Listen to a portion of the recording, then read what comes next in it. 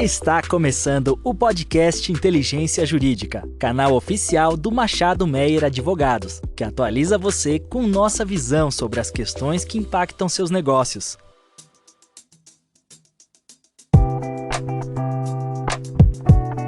Olá a todos e a todas, sejam bem-vindos a mais um episódio do Boletim Tributário do Inteligência Jurídica do Machado Meyer. Meu nome é André Menon, sou sócio do escritório e hoje eu tenho o prazer de ter comigo para discutir o tema da DC 49 os meus sócios Fernanda Safreire e Daniel Peixoto.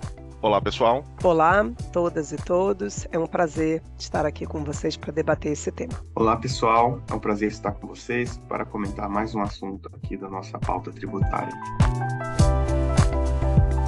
Bom, como foi bastante noticiado já nos meios de comunicação, no dia 19 de abril foi proferida em sessão presencial o julgamento do tema da DC 49. A DC 49 que julgou aqui a incidência do ICMS nas operações de transferências de mercadorias em estabelecimentos do mesmo contribuinte. Ponto importante com relação a essa matéria, e daí eu já endereço aqui a primeira pergunta para o Daniel, é que o ordenamento jurídico, pelo menos a jurisprudência, já tinha um entendimento consolidado no sentido de que não haveria ICMS na transferência de mercadorias. Então eu cito aqui a súmula vinculante 166, proferida pelo STJ em 1996, e eu cito também o tema 1099, com repercussão geral, proferido pelo STF, no qual restou decidida a tese com repercussão geral de que não incide ICMS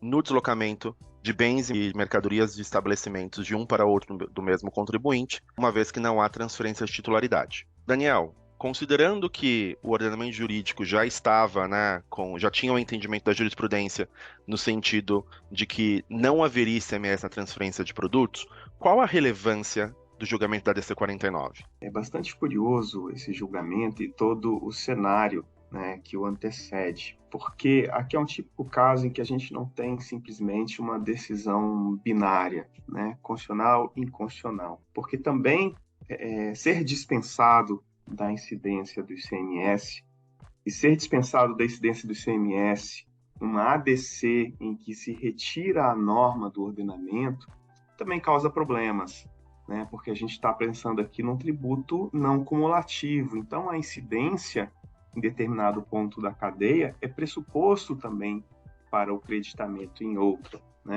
Só recapitulando, enfim, o conceito básico aqui é o de não cumulatividade do ICMS.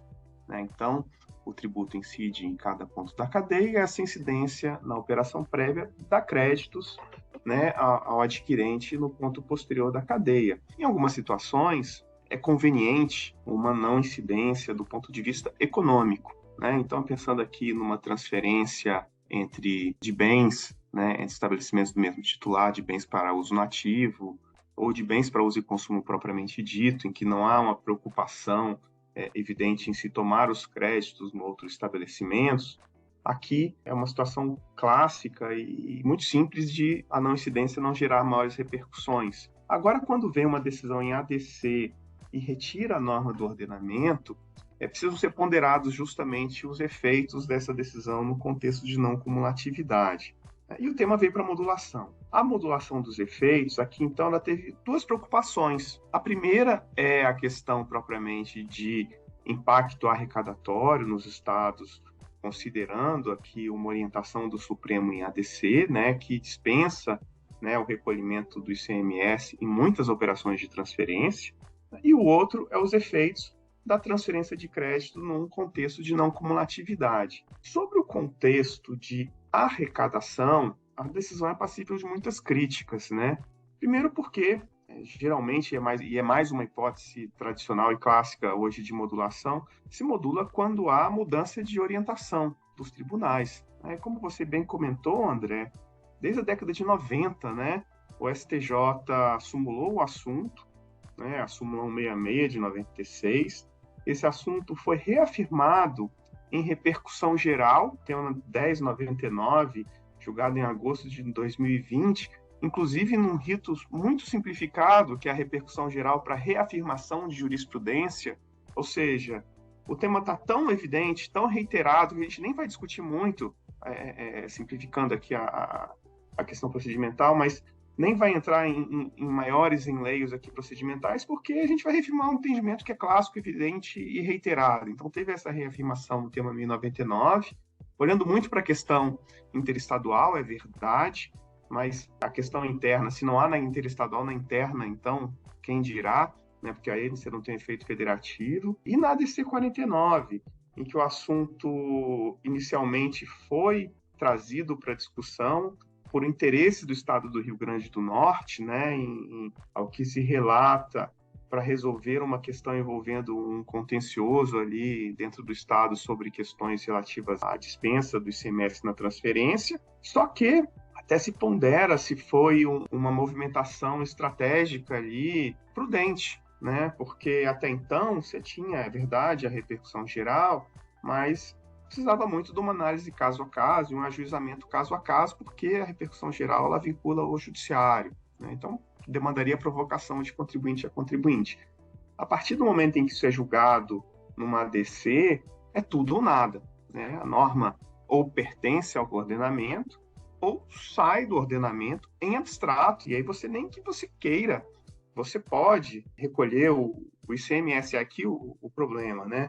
E aí o resultado dessa movimentação estratégica do Estado do Rio Grande do Norte foi um revés, né? Um revés para o Estado no sentido de que se proclamou a inconstitucionalidade. E aí, como as hipóteses de modulação não se limitam, né, a uma mudança de jurisprudência apenas, mas também ao interesse social e segurança jurídica, com base nesses fundamentos, se modulou para que a decisão só vale a partir de janeiro de 2024, foi o que foi discutido aí nas últimas sessões, preservadas as ações individuais em curso, né, judiciais ou administrativas, caso o contribuinte esteja discutindo ali uma questão relativa à não incidência.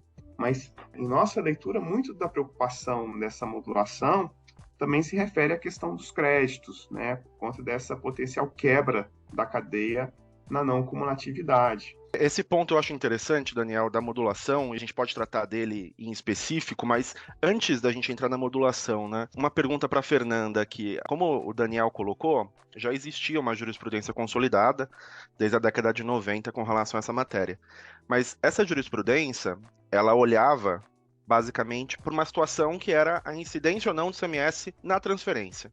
Ela não analisava os reflexos com relação a essa ausência de tributação da transferência. Especificamente com relação a esse ponto, e considerando que em abril de 21 foi proferida a decisão de mérito da DC 49, reafirmando a jurisprudência, para fins de deixar claro que a transferência de mercadorias em estabelecimento do mesmo do titular não configura fato gerador de ICMS, ainda que trate de circulação interestadual. Fernanda, quais são os reflexos que você vê com relação a essa decisão, que posteriormente foram, inclusive, objeto de embargos de declaração? Bom, André, em relação a esse ponto, eu vejo vários reflexos, né? Mas eu vou aqui passar basicamente por 3 deles.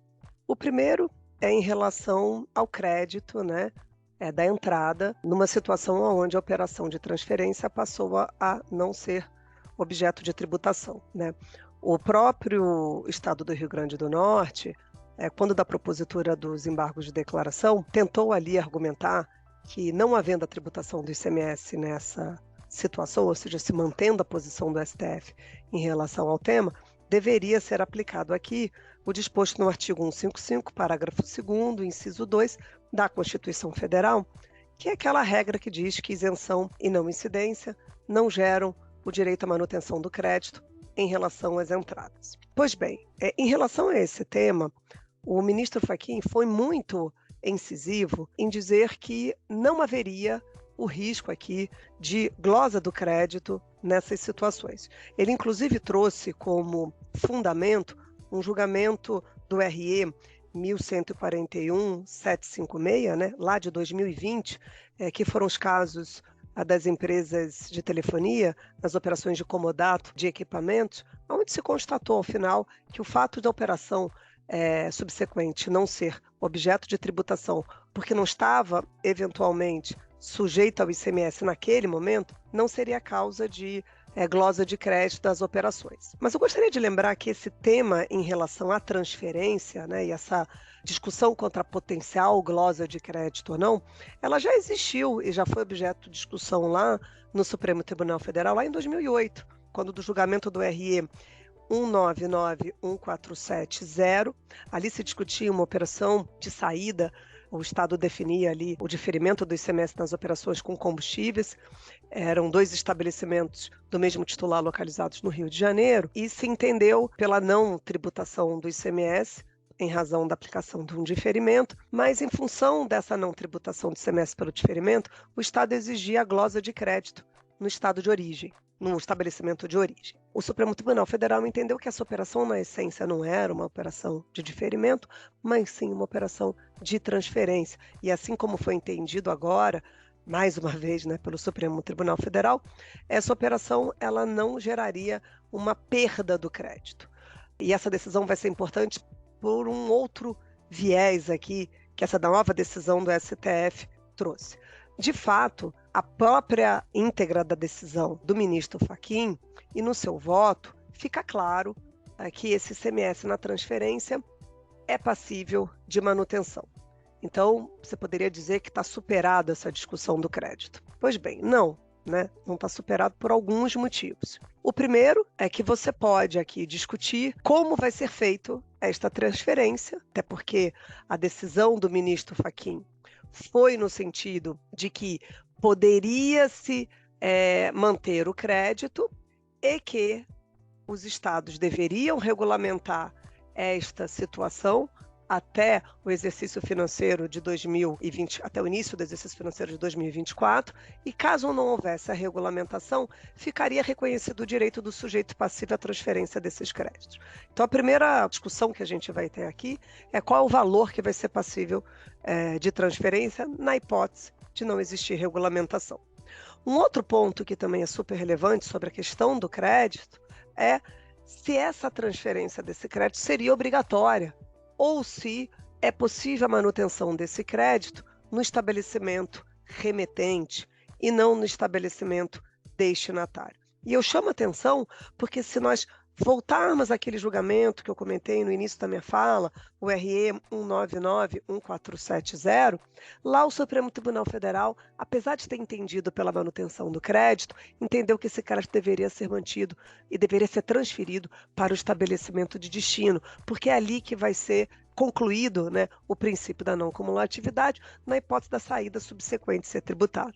Então, no meu entendimento, um ponto aqui em discussão, né, e um reflexo dessa decisão é a manutenção do crédito, ela ocorre, até aí estamos todos de acordo, mas como será feita essa transferência e se será possível ou se será exigido a transferência ou se é possível a manutenção no estabelecimento de origem. O segundo ponto aqui que eu vejo também, que é super importante, que essa decisão vai trazer, é uma discussão quanto às operações realizadas por contribuintes sujeitos a benefícios fiscais.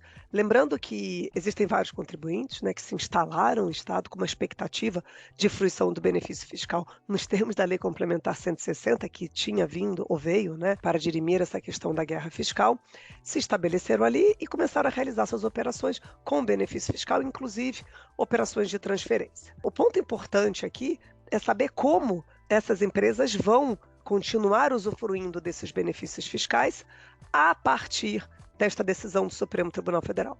Se nessa situação nós teremos, de fato, uma quebra de expectativas do contribuinte, já que não será mais possível a tributação nessas operações de transferência, razão pela qual haverá uma limitação ou fruição desse benefício fiscal, ou se o Estado vai alterar a forma de apuração desse benefício fiscal de tal maneira que o contribuinte continue fruindo deste benefício, só que de outra forma. Imagino que os estados agora devam estar sentando, né, internamente ali, visualizando qual será o mecanismo para se dirimir essa controvérsia, e nós aqui ainda não temos, né, uma orientação em relação aos estados de como isso vai ocorrer. E isso é muito importante porque, por mais que um estado permaneça autorizando, eventualmente, né, a tributação do ICMS na transferência em função de benefício fiscal concedido, a gente pode ter aqui um ponto extremamente negativo do estado de destino, e aí eu venho para um terceiro ponto que pode decorrer de toda essa discussão dessa decisão, é o estado de destino entender pela glosa do crédito nas hipóteses em que haja a permanência de tributação nas operações com benefício fiscal. Existe aqui uma expectativa, imaginamos que talvez ocorra, é que o estado de destino não aceite esses créditos decorrente de uma potencial tributação na hipótese de manutenção das transações e da tributação sujeitas ao benefício fiscal. É óbvio que nesta situação, e havendo essa glosa de crédito, a gente tem aí um contencioso que possivelmente vai ser instaurado, e mais ainda, né, um efeito de majoração no custo das transações do contribuinte de uma maneira muito forte, né? Então eu vejo aqui, assim, só nesse tempinho aqui que nós temos para falar, eu já estou vendo aqui 3 problemas que são de muita relevância e que vão ser objeto de discussões a partir de 2024, né? Não tem a menor dúvida disso.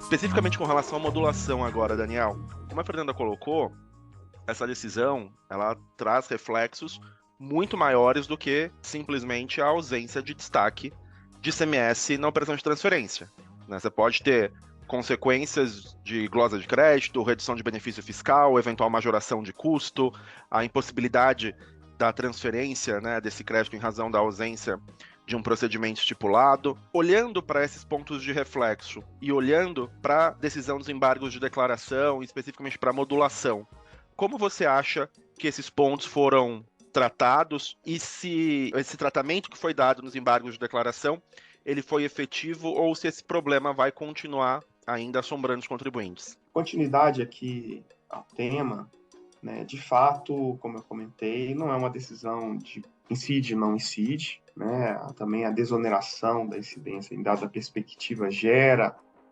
ônus numa cadeia de circulação econômica pela potencial quebra da cadeia, né, da não cumulatividade. Isso foi um ponto que precisou ser enfrentado aqui nos debates de modulação, né? Surgiram 2 teses, né? Uma capitaneada pelo ministro Edson Fachin e outra pelo ministro Dias Toffoli, né? Basicamente para determinar o início desse termo da vigência da norma, para que fosse viável a produção de uma norma regulamentando esse tema, e outra sobre o que aconteceria nesse ato em que não há essa regulamentação. No primeiro momento, foram várias rodadas aqui de julgamento, muitos pedidos de vistas, mas no primeiro momento prevaleceu a tese do ministro Fachin, essencialmente para se estabelecer uma vigência a partir de janeiro de 2024 e também para que, ausente uma regulamentação nesta data, já fica desde já os contribuintes autorizados a transferir esse crédito. Houve um debate ali, uma questão a ser enfrentada sobre o quórum dessa modulação, porque foi um placar de 6-5, né? 6 na corrente do ministro Edson Fachin, 5 na corrente do ministro Dias Toffoli, só que a unanimidade dos ministros votou por haver alguma modulação, né?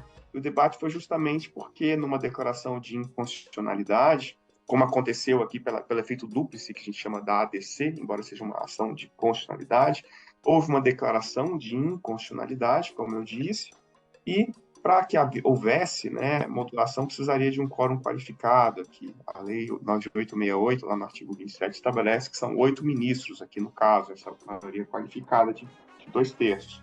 Né? Então, nesse cenário, não houve uma maioria qualificada para uma tese em si, mas o caso saiu de pauta, né? Houve uma suspensão da decisão de julgamento, justamente para se especificamente se deliberar sobre isso e proclamar o resultado, e se entendeu justamente que eu preciso dessa maioria qualificada para deliberar sobre a modulação. Mas uma vez havendo uma qualificação nesse sentido, com relação aos termos da modulação, bastaria uma maioria simples, por isso que se entendeu que prevalece, né, justamente essa corrente do ministro Fachin. Cabe lembrar que não é a primeira vez, né, que o Supremo Tribunal Federal delibera sobre modulação desta forma, né, lembrando aqui que bem recentemente também, agora em abril de 2023, na ADI 4411 de Minas Gerais, num debate sobre a constitucionalidade de uma taxa de utilização potencial de serviço de extinção de incêndio, houve uma votação em que 9 ministros entenderam pela modulação, então superou-se o quórum qualificado, mas 6 tinham uma tese específica sobre a data de início de vigência desse recorte, e 3 uma outra tese, mas superou-se esse ponto, sim, haveria modulação, superou-se o quórum de 8 e prevaleceu a tese dos 6 ministros ali de maioria com relação à nuance dessa modulação, que é o que aconteceu no caso concreto. Então, assim, resumindo, hoje a gente tem um cenário que a norma passa a ser inconstitucional a partir de janeiro de 2024, né, exceto para aqueles que têm ação em curso, administrativa ou judicial.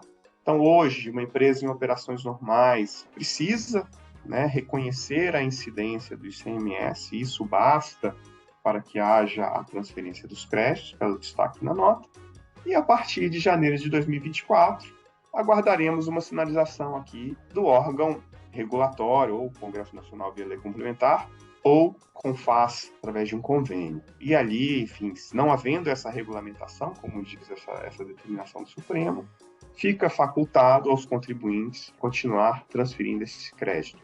Evidentemente, como a Fernanda mencionou, se não houver essa regulamentação, ainda teremos alguns pontos de questionamento sobre esse modus operandi dessa transferência. Perfeito. 2 comentários aqui só, Daniel. Primeiro, com relação à modulação.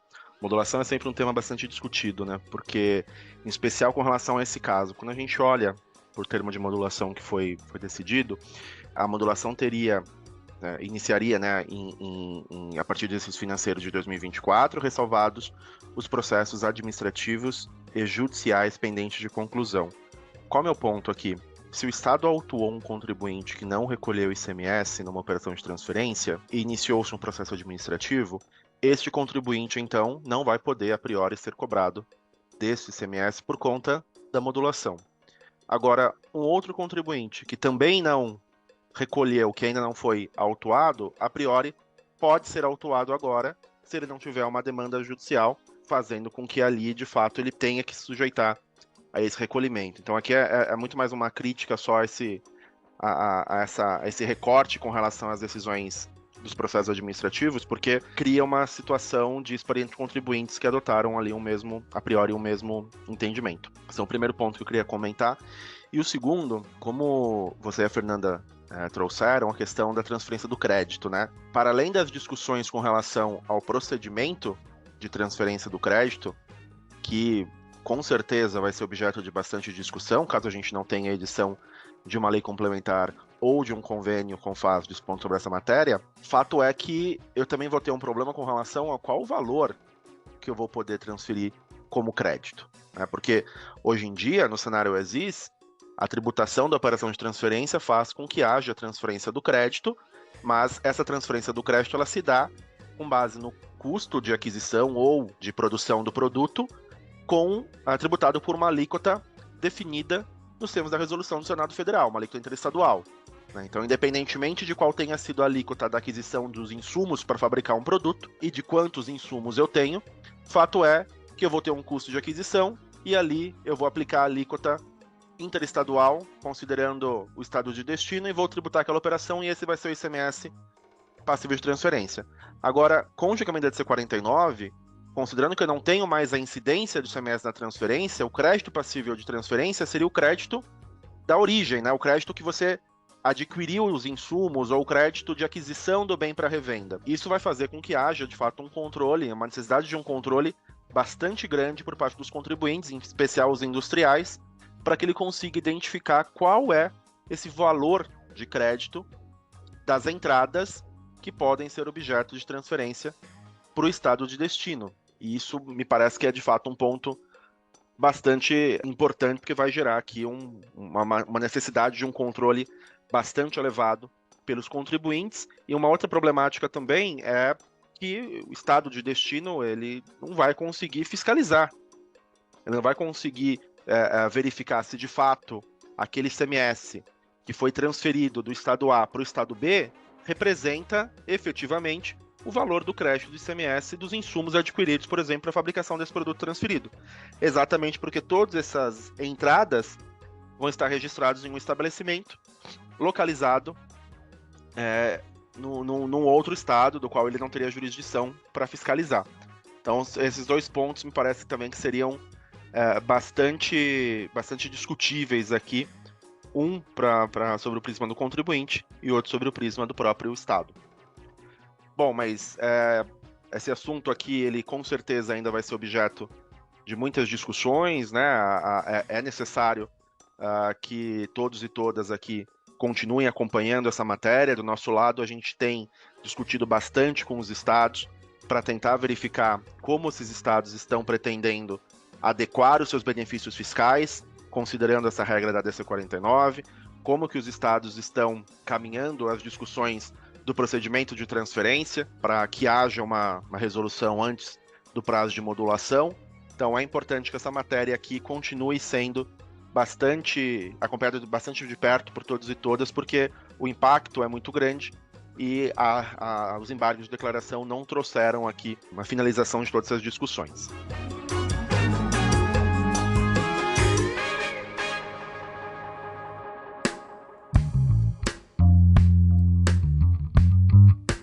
Queria agradecer o Daniel e a Fernanda por esse bate-papo e agradecer a todos e todas por nos ouvirem até aqui. Obrigado, pessoal. Obrigada, foi um prazer estar aqui com vocês. Obrigado, pessoal. Prazer conversar com vocês.